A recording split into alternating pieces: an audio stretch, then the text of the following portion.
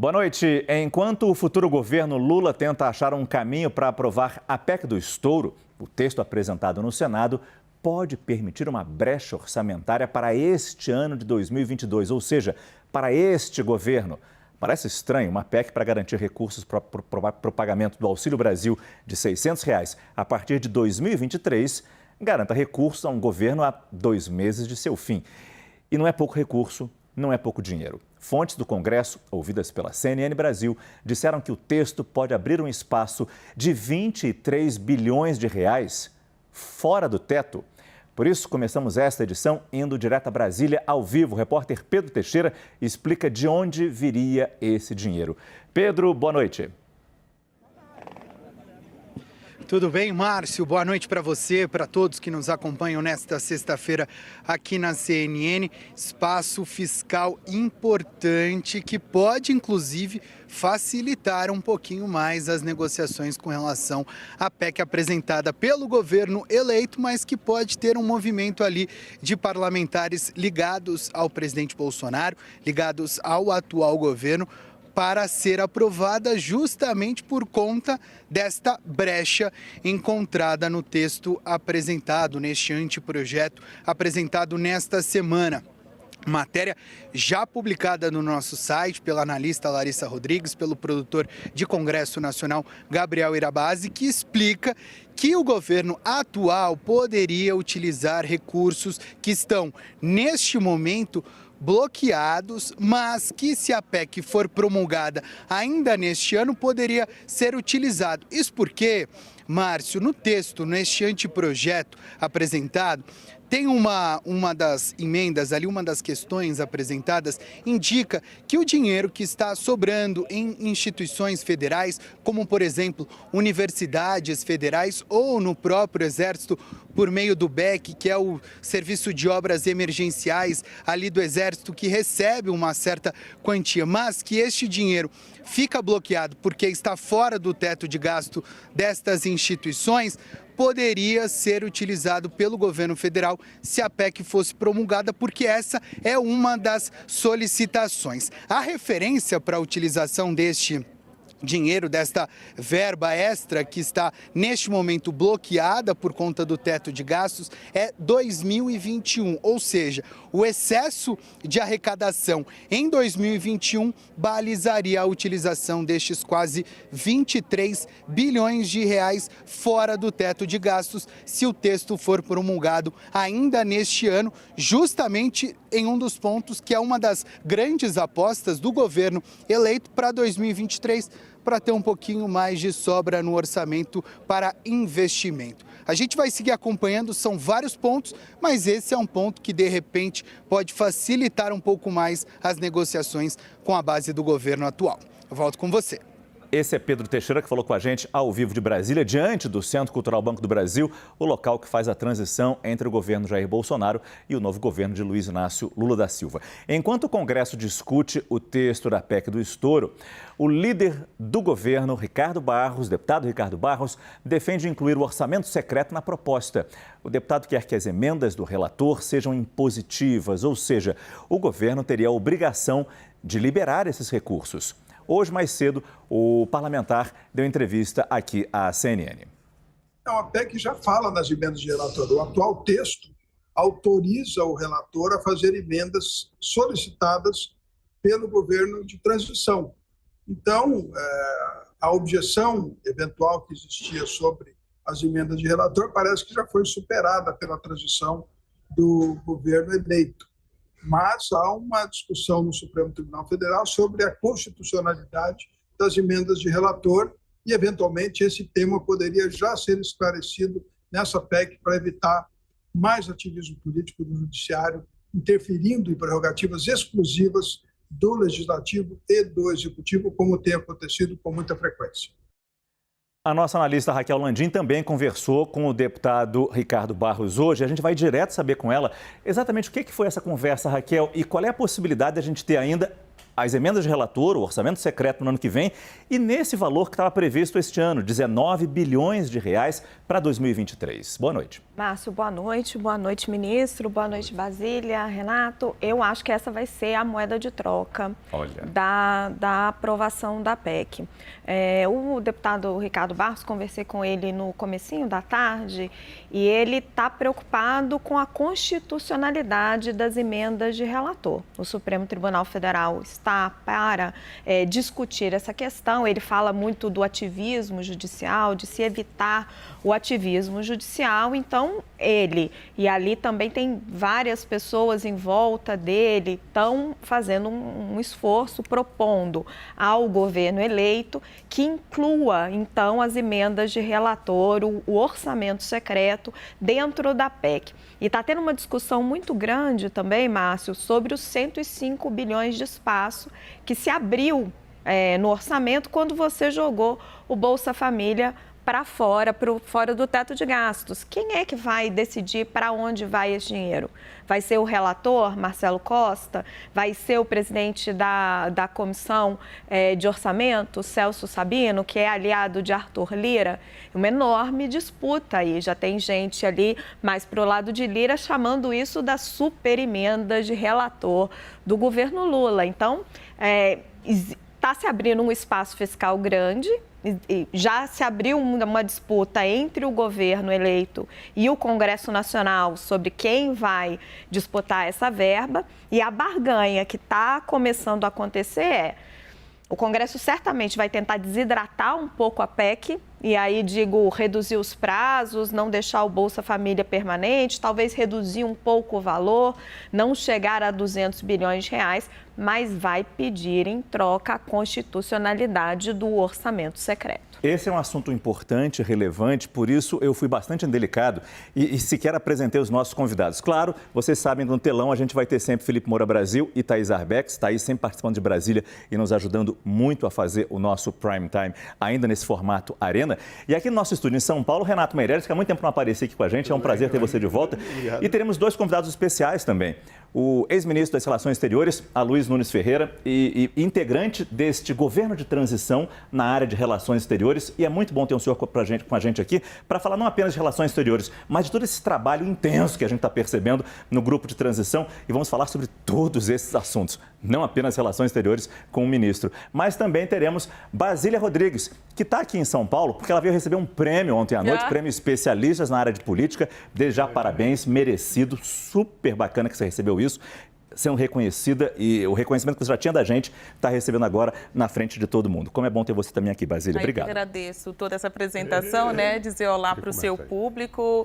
É um horário que não é muito do meu habitué, né? Eu chego bem cedo aqui na CNN Brasil, mas é ótimo estar com vocês também aqui no Prime Time. E por acaso chegou cedo hoje e continua aqui com a gente, o que é um prazer. Mas ainda falando dessa PEC da transição, eu acho que eu começo com você, Basília, antes de botar o ministro nessa conversa também. E claro, o Renato e os nossos colegas ali no telão.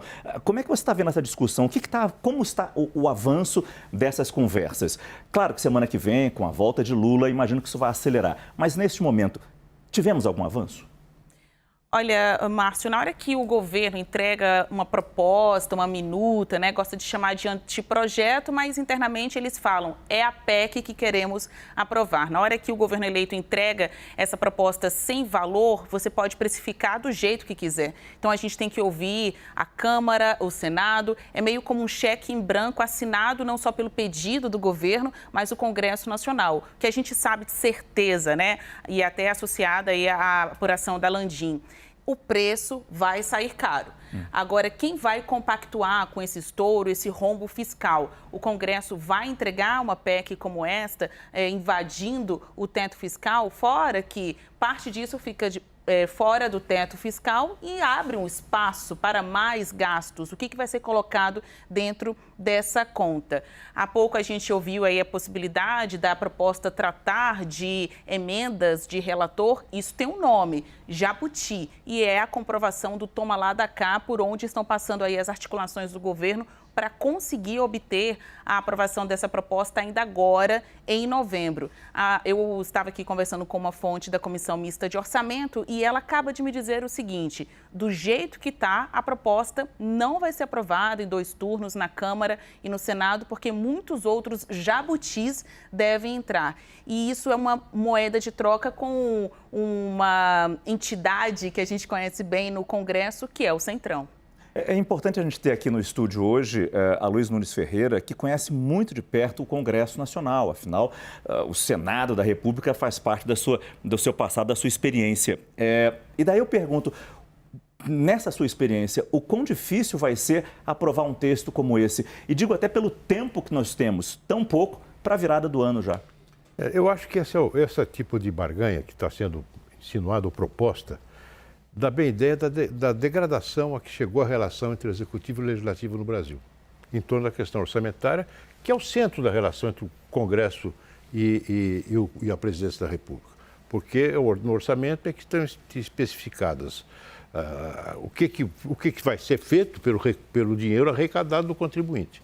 Bom, o orçamento nosso já é muito engessado, no seguinte sentido: boa parte do orçamento ela já tem um destino certo. Uma parte é para pagar, vai para a saúde, tem vinculação à saúde, Estados, União e municípios, uma parte vai para a educação. Funcionalismo, uma faixa funcionalismo enorme, aposentadorias, uma outra parte enorme, um custeio, porque de qualquer maneira tem que acender a luz, enfim. E isso é uma boa parte do orçamento. Eu acho que é coisa de 80%, se não for mais. Não é? Agora, tem uma parte que é livre, que pode ser aplicada para executar programas de governo, de quem foi eleito pelo povo para governar o país. Agora, acontece que o Congresso entrou nessa parte, através das emendas impositivas. Começou devagarinho, emendas individuais. Você apresenta lá uma emenda para ter uma praça de esporte não sei aonde e tal, a execução passou a ser obrigatória, por mudança na Constituição. Eu fui dos poucos a votar contra isso, porque eu acho que isso desvirtua a relação entre o governo e Congresso. Ministro, só trazendo o dado para o senhor, despesas obrigatórias representam 93,7% do orçamento da União. Pouquíssimo. Agora, o que sobra, que é para o presidente da República, a pessoa que está lá, executar o seu programa de governo, começa a ser fatiado. Emendas individuais, depois emendas de comissão, depois emendas de bancada, todas elas de execução obrigatória, e agora emendas de relator. Então, se isso continuar, o presidente da República simplesmente ou ele entrega a chave do Palácio do Planalto para o Congresso, ou então ele se contenta em cortar fita de inauguração de obras decididas por outros. Não tem nada a fazer. Então, isso é uma coisa absurda. E mais, diante da iminência do Supremo Tribunal Federal decidir sobre a constitucionalidade desse tipo de procedimento, porque é claro que isso está no cerne da Constituição, é uma matéria constitucional por excelência. Não é ativismo judicial se o Supremo vai olhar esse negócio. É a essência da relação constitucional.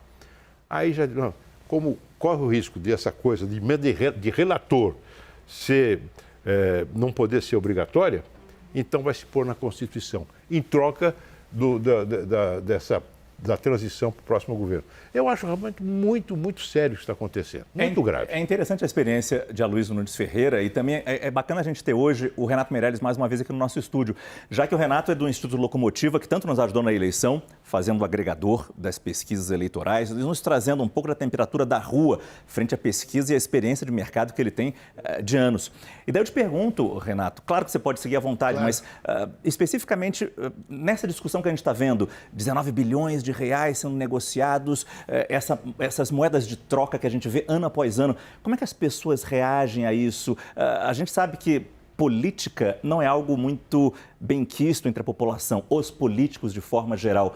E isso eu acho que influencia muito essa opinião geral que se tem. Primeiro, boa tarde a todos, estava com saudade de vir aqui, o prazer estar aqui com vocês. Vamos lá, pensando na lógica do eleitor, do cidadão, da população. Acho que tem duas coisas, né? Quando você fala em política, a palavra toma lá da cá está fortemente associada. Isso é verdade. né? E no último governo, onde nós tivemos, na prática, uma terceirização da política, né? Porque é isso que o ministro acabou de falar, aconteceu no último governo. Sim, o Centrão virou Casa Civil. Então, isso foi pela primeira vez a terceirização de fato, onde as portas do Palácio foram abertas aí para a gestão do Centrão. Mas do ponto de vista da população, tem um outro ponto, Márcio, e é algo que, infelizmente, está sendo pouco debatido, que é qual foi o resultado das urnas. Nós tivemos uma eleição muito polarizada, mas existiram consensos. O auxílio ou Bolsa Família em R$600 foi um consenso. As duas candidaturas concordaram com isso. Isso foi amplamente aprovado nas urnas. O presidente eleito afirmou que queria pagar mais R$150. Isso foi amplamente aprovado nas urnas. Então, a discussão não deveria ser sobre o teto ou não. Dentro do rigor fiscal necessário para a economia crescer e ter a confiança, como viabilizar a vontade das urnas. Que não é a vontade do presidente eleito apenas. Foi um consenso nas duas candidaturas que foram ao segundo turno. Talvez o debate nesse patamar torne essa discussão um pouco mais produtiva e mais próxima ao real interesse da população brasileira. Muito bom. Eu queria botar nessa conversa também a Thaís e o Felipe Moura Brasil, já que a Thaís daqui a pouco, ela fez uma entrevista super importante com o Geraldo Alckmin, que está coordenando todo esse trabalho de transição, mas ainda sobre a PEC da transição, Thaís, eu queria pegar com você o papel de Arthur Lira. A partir da semana que vem, quando Lula retornar, qual vai ser o papel de Arthur Lira? Ele ainda está empenhado, como diz estar, a facilitar essa transição, a aprovar essa PEC? Como a gente vê essa boa intenção que Lira, como presidente da Câmara, tem nesse momento com esse novo governo? Boa noite, Márcio. Boa noite a todos. Márcio, continuo acreditando que Arthur Lira é o grande condutor dessa proposta de emenda à Constituição. Depende muito do que ele quiser para que ela seja ou não aprovada. Acho que, a partir de hoje, a gente teve um elemento novo, que foi noticiado pelo jornal O Estado de São Paulo e confirmado agora há pouco pelo líder do governo na Câmara, Ricardo Barros, sobre essa intenção de tornar as emendas de relator constitucionais, impositivas e constitucionais por meio dessa PEC. Talvez, isso fazendo uma análise de cenário mesmo, isso seja um elemento dificultador dessa tramitação. É claro que a grande parte do Congresso quer, sim, mas o que eu vejo é que talvez neste momento em que o ministro Aloysio Nunes muito bem colocou que o Supremo Tribunal Federal está prestes a analisar se essas emendas são constitucionais ou não, vir algo embutido nessa PEC, nesse teor, pode ser um elemento para dificultar a aprovação dessa PEC. O que está muito claro? Está muito claro que o Congresso, não quer ser apenas carimbador dessa proposta, por isso mesmo que a Alckmin e outros integrantes do governo de transição chamam de anteprojeto, e por isso que o texto nem sequer veio assinado por ninguém, deve ser assinado pelo próprio relator do orçamento, Marcelo Castro. O Congresso quer ser protagonista nessa decisão, nessa discussão, ou seja, quer falar do tempo, quer estabelecer se vai ser 23, se vai ser um mandato inteiro, se vai ser permanente, quer falar sobre a extensão dessa medida. Então, tudo isso está na mão do Congresso.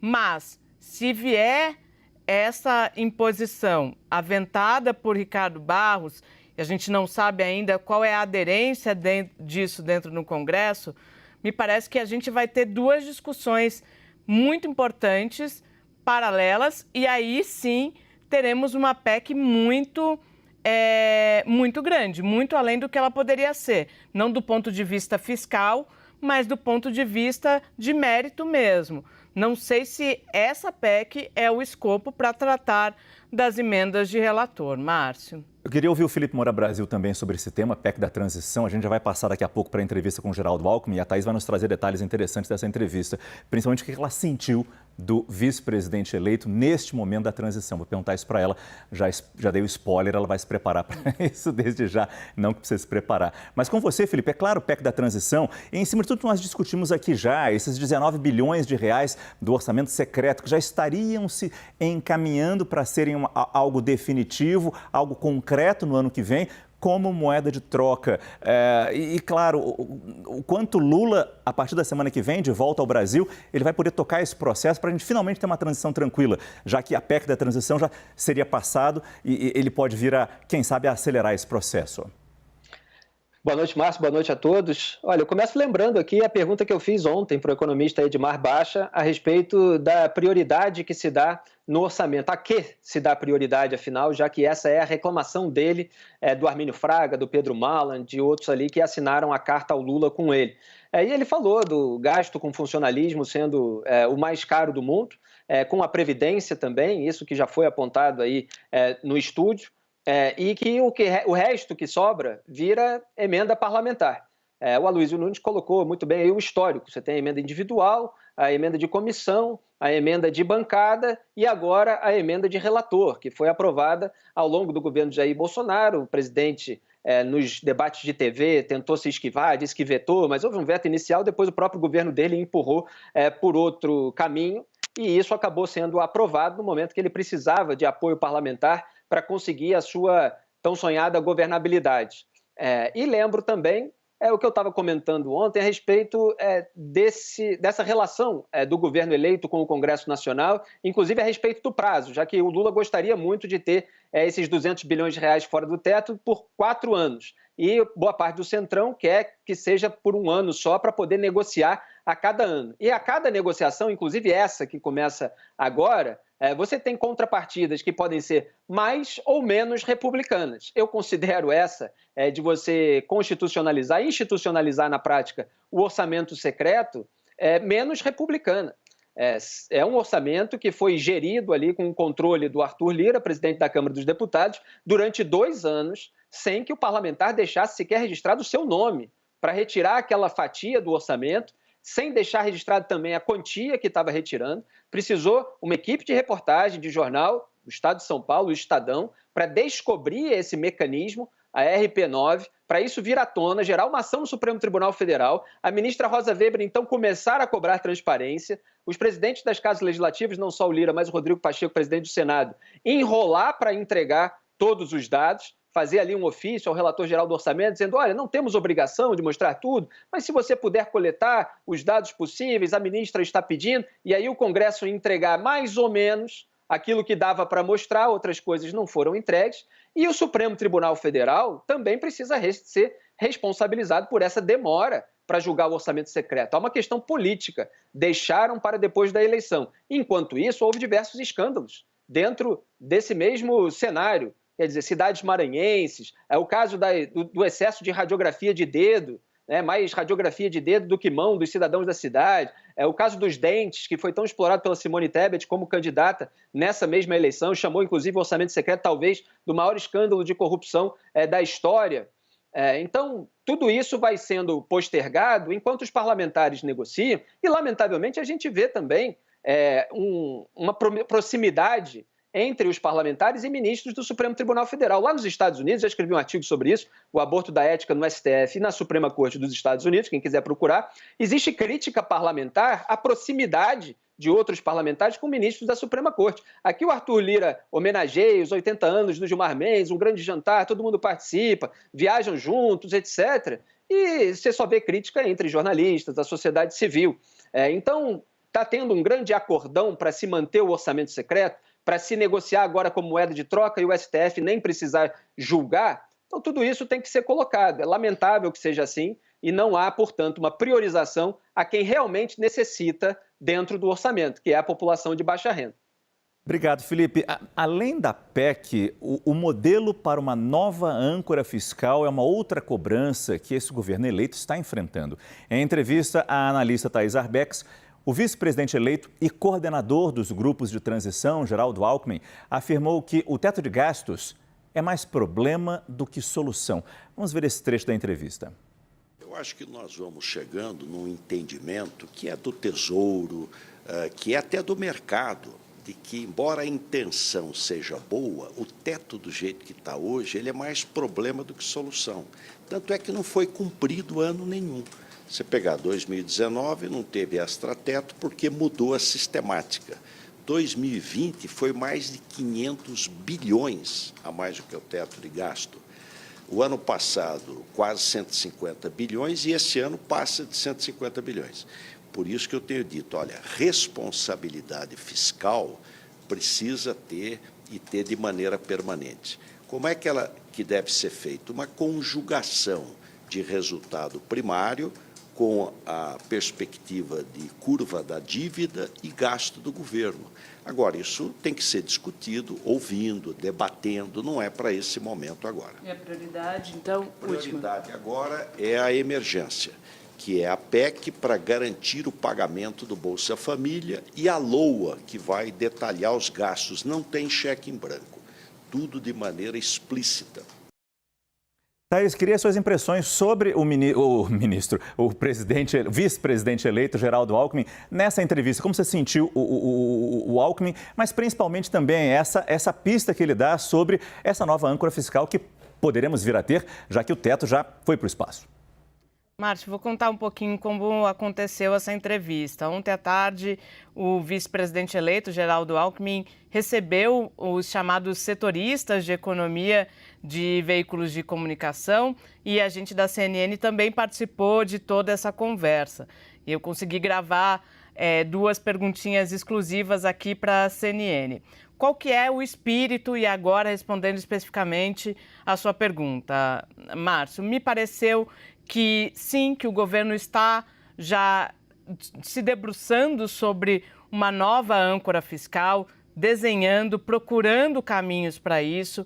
O vice-presidente eleito tem conversado bastante com Felipe Salto, que é o secretário de Fazenda e Planejamento aí do estado de São Paulo. Na terça-feira, eles estiveram juntos. Salto entregou a Alckmin uma proposta de emenda à Constituição que muda essa âncora fiscal, que substitui o teto de gastos por uma medida mais flexível, que juntaria superávit, dívida e gastos. Ontem eles se falaram de novo. Então, o que eu entendi é que tem sim um caminho. Mas eu também entendi que Geraldo Alckmin ontem, embora ele estivesse sendo ali o porta-voz do gabinete de transição, do governo eleito, na questão econômica, nos assuntos econômicos, essa decisão vai ficar para a equipe da economia. Então, é por isso que Alckmin diz que precisa ser conversado, debatido e que não é para agora. Por quê? Porque precisa se definir quem vai comandar a Fazenda, quem vai comandar planejamento e, mais do que isso, é preciso envolver também o Legislativo. Alckmin falou de algumas prioridades do governo, sobretudo no ponto de vista de tentar arrumar essa máquina pública. Ele citou muito explicitamente a reforma tributária e aí fez referência aos textos que já estão lá no Congresso, tem um na Câmara, tem um no Senado. A gente discutiu essa reforma tributária durante muito tempo, a gente viu que não conseguiu avançar, mas ele coloca como questão quase que principal, primordial desse governo, fazer com que essa reforma tributária avance e seja aprovada no Congresso. E mais do que isso, Alckmin detalha ali que na avaliação que o governo eleito tem feito, já de cara, há muita gordura para cortar na máquina pública. Há gordura para cortar em contratos. A gente até perguntou quais contratos. Ele falou todos. A gente tem que revisar esses contratos todos. A gente tem que revisar os números. E aí eu pego o gancho do que aconteceu essa semana também. Ele recebe do Tribunal de Contas da União relatórios sobre dados, números da máquina pública e que pode ter uma série de brechas para poder cortar, Márcio. Foi uma entrevista curta, mas extremamente importante, com pontos que a gente precisa destacar. A gente vai fazer um rápido intervalo comercial agora e, a seguir, a gente continua discutindo e analisando o que Geraldo Alckmin, as posições do vice-presidente eleito frente à PEC da transição e tudo que ele disse a Thaís Arbex. Falamos também sobre o balanço da COP27. que deveria terminar oficialmente hoje. Vamos discutir o que falta para os países chegarem a um consenso para finalizar um acordo contra as mudanças climáticas. E ainda a visita de Lula a Portugal para fortalecer a imagem do Brasil na Europa. Existe a expectativa de uma entrevista coletiva a qualquer momento do presidente eleito Lula, direto de Portugal. Prime Time volta já já.